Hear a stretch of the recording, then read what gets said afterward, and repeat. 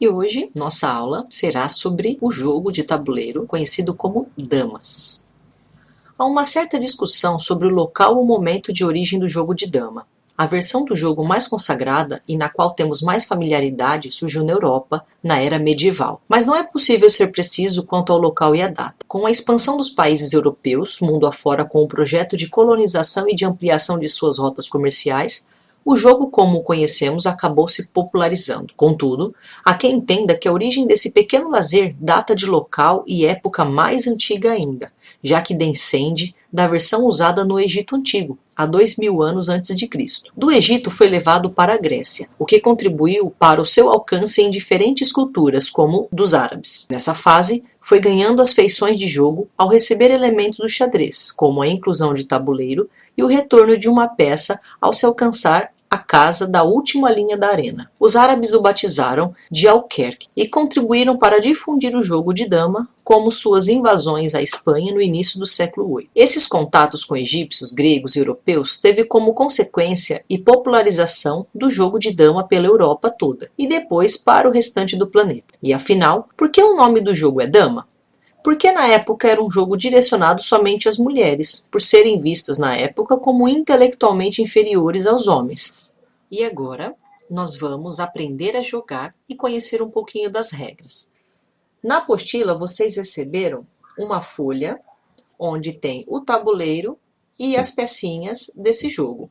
Antes de você recortar, é preciso colar em um papelão, de preferência que seja de caixa de sapato. Aí depois você pode colorir do seu modo e recortar.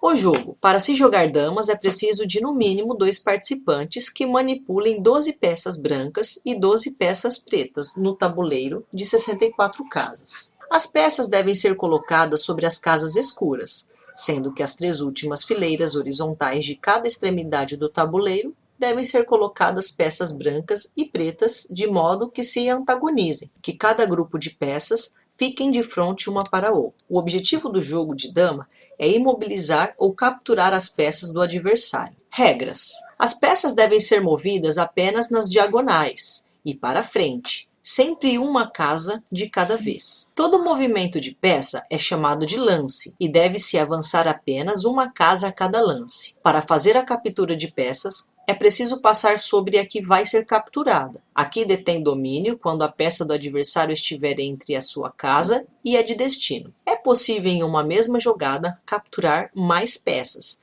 desde que todas estejam na rota do caminho das diagonais. Quando se consegue deslocar a peça de seu tabuleiro até a 8ª linha do lado adversário, ou seja, até onde depois não tiver mais casinha, isto é, até o outro extremo do tabuleiro, premia-se o feito recuperando uma peça perdida para que fique sobre a que alcançou o extremo. Nesse caso, nessa condição, passa a ser tratada como dama. Ou às vezes a gente só vira a pecinha ao contrário para caracterizar este movimento. E por isso ganha movimentos adicionais, como o de poder se deslocar para todas as direções, para frente, para trás, na diagonal, em quantas casas for possível, em apenas uma linha reta, não podendo fazer curvas. Será decretado empate se ocorrem 20 lances seguidos sem captura de peças ou quando um jogador tem a vantagem de 2 damas para uma em relação ao adversário e em 20 lances não concluir a partida.